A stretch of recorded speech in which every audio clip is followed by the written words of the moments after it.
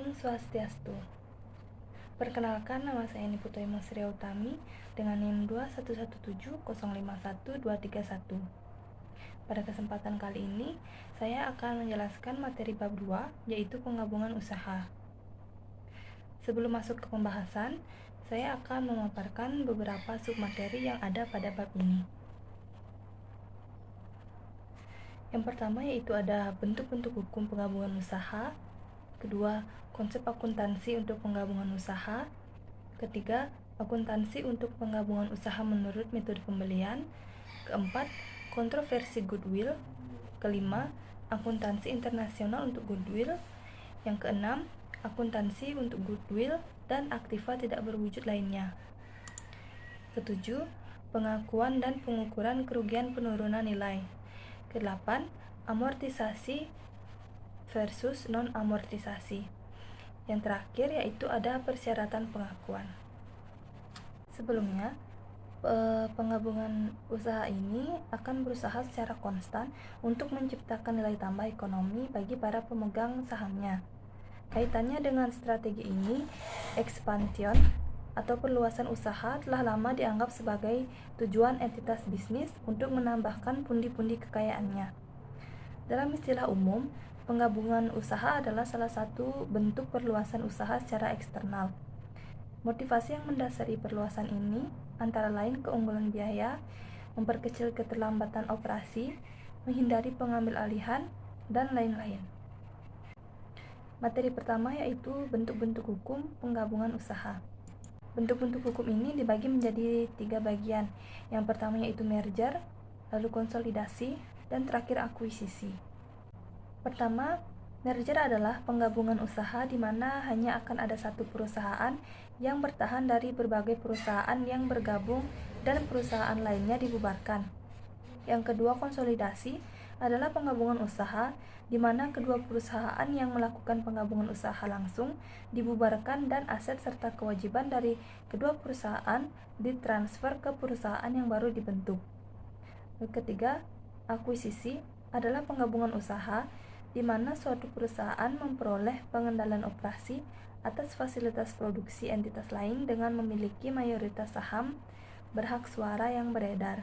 Materi kedua yaitu konsep akuntansi untuk penggabungan usaha. Pada konsep ini akan dibagi menjadi 2 metode.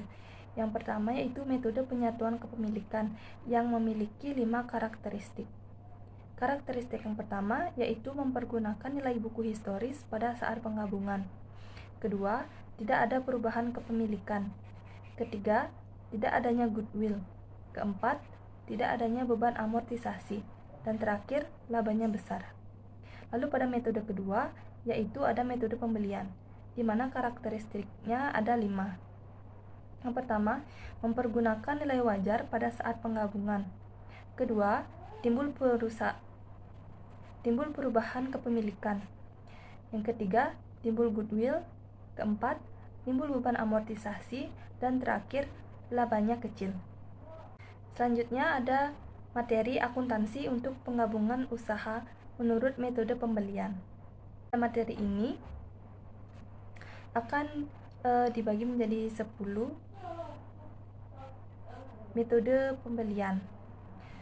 Yang pertama itu menentukan nilai wajar semua aktiva berwujud yang dapat diidentifikasi yang diperoleh dan kewajiban yang ditanggung. Yang kedua, nilai wajar untuk semua aktiva dan kewajiban yang dapat diidentifikasi ditentukan tanpa memperhatikan apakah aktiva dan kewajiban tersebut dicatat pada pembukuan perusahaan yang diakuisisi. Ketiga, memasukkan biaya langsung penggabungan sebagai tambahan nilai investasi. Keempat, biaya non langsung tidak menambah nilai investasi, tetapi hanya sebagai pengurang modal di store saja. Kelima, membandingkan biaya investasi dengan nilai wajar aktiva bersih yang dapat diidentifikasi.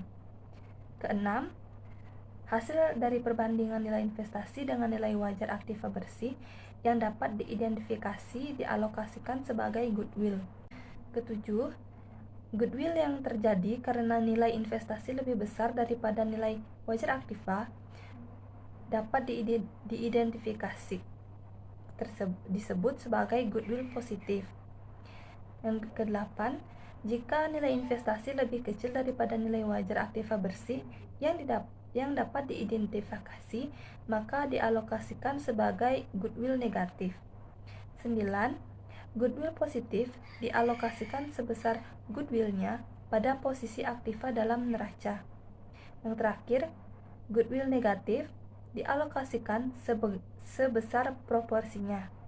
Berikut merupakan ilustrasi kasus goodwill positif.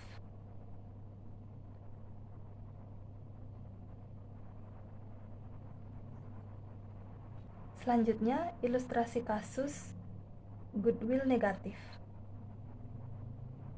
beserta pembahasan keduanya.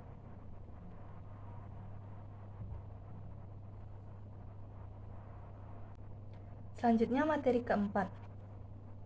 Materi keempat ini ada kontroversi goodwill.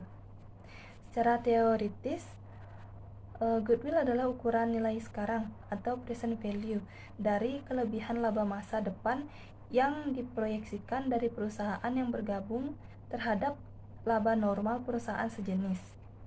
Menurut FASB, statement nomor 142, goodwill tidak lagi diamortisasi untuk tujuan pelaporan keuangan.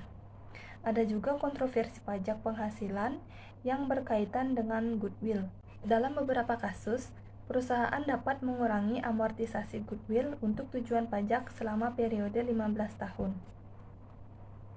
Materi selanjutnya yaitu akuntansi internasional untuk goodwill. Beberapa negara sudah mengizinkan penghapusan segera goodwill ke ekuitas pemegang saham. Meskipun neraca perusahaan yang bergabung mungkin menyajikan kekayaan bersih yang negatif.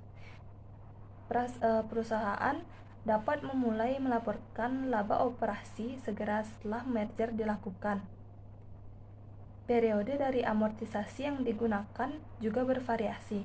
Contohnya saja, periode amortisasi maksimum di Australia dan Swedia adalah 20 tahun, sementara di Jepang hanya 5 tahun. Lalu pada beberapa negara, amortisasi goodwill boleh dikurangi untuk kepentingan pajak, sehingga periode amortisasi yang pendek lebih disukai.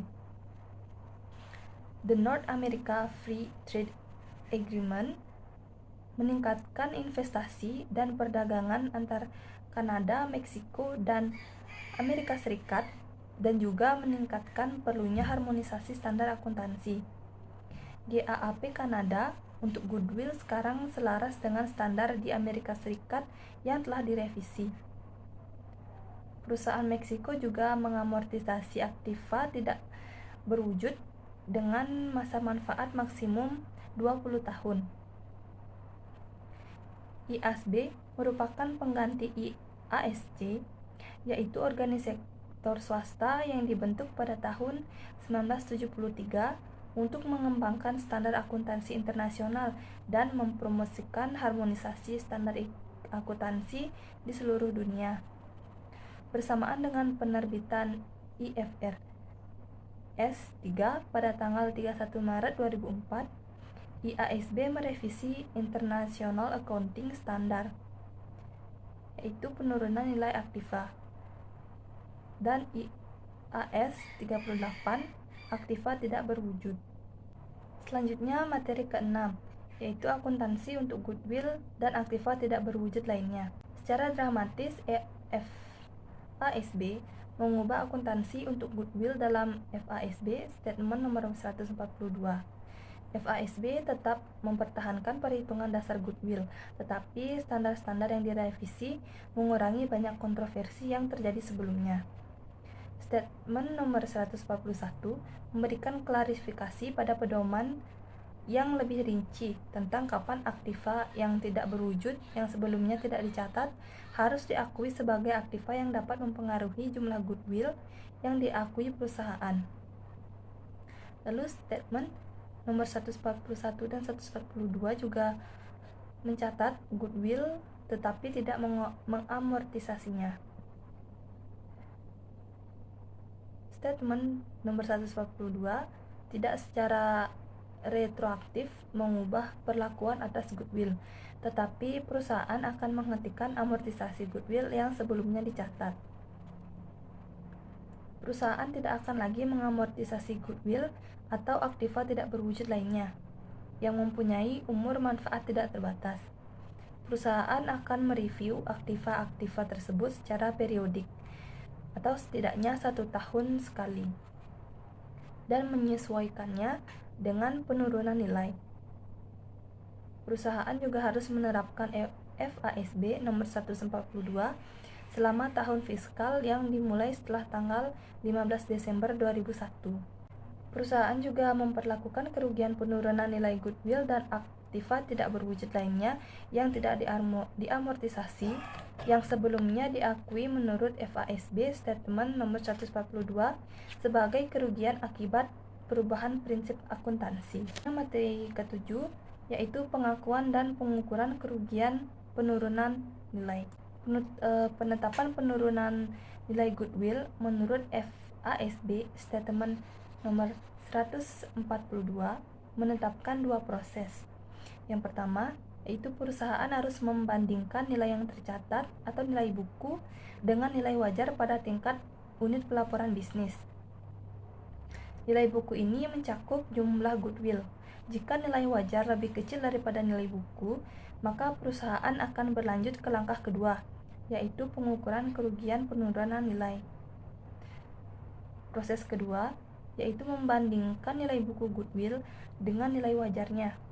Jika nilai buku melebihi nilai wajar goodwill, perusahaan harus mengakui kerugian penurunan nilai sebesar perbedaan atas selisih tersebut. Jumlah kerugian tersebut tidak dapat melebihi nilai buku goodwill. Perusahaan juga tidak dapat membalik kerugian penurunan nilai yang sudah diakui sebelumnya. Selain itu, perusahaan harus menentukan nilai wajar goodwill dengan cara yang sama, seperti yang digunakan untuk mencatat goodwill pada tanggal penggabungan usaha. Nilai wajar aktiva dan kewajiban merupakan nilai ketika aktiva dan kewajiban tersebut terjual, terjadi, atau diselesaikan dalam transaksi. Materi ke-8 yaitu amortisasi versus non-amortisasi. Suatu perusahaan harus mengamortisasi aktiva tidak berwujud dengan umur manfaat terbatas selama umur manfaat tersebut. Perusahaan harus mengamortisasi aktiva tidak berwujud dengan umur manfaat tidak terbatas selama entitas terbaik atas umur manfaat tersebut.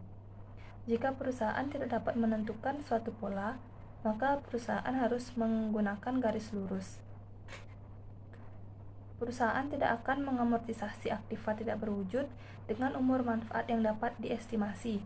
Jika aktiva tidak berwujud tersebut kemudian mempunyai umur manfaat yang dapat diestimasi, maka aktiva itu harus diamortisasi. Lalu, materi terakhir yaitu persyaratan pengungkapan. Catatan atas laporan keuangan perusahaan yang mengakuisisi harus mengungkapkan bahwa penggabungan usaha telah diperhitungkan dengan metode pembelian. Catatan itu juga harus menyebutkan nama dan keterangan singkat mengenai perusahaan yang diakuisisi, periode di mana hasil operasi perusahaan yang diakuisisi dimasukkan dalam laporan laba rugi, biaya perusahaan yang diakuisisi, lalu jika ada perusahaan serta penilaian saham yang diterbitkan atau yang dapat diterbitkan dan keterangan atas setiap pembayaran kontingen. FASB juga tidak mensyaratkan pengungkapan hasil pro forma tersebut untuk perusahaan non-publik. FASB Statement nomor 141 memperluas pengungkapan yang disyaratkan, terutama yang berhubungan dengan aktiva tidak berwujud yang diakui. FASB Statement nomor 142 mengharuskan perusahaan melaporkan jumlah agrega goodwill sebagai pos neraca yang terpisah. Persyaratan pengungkapan aktiva tidak berwujud ini sudah dijelaskan pada buku akuntansi keuangan lanjutan halaman 28 sampai halaman 30. Sekian dari penjelasan materi tadi saya. Jika ada salah kata, saya mohon maaf. Terima kasih dan Om Santi Santi Santi Om.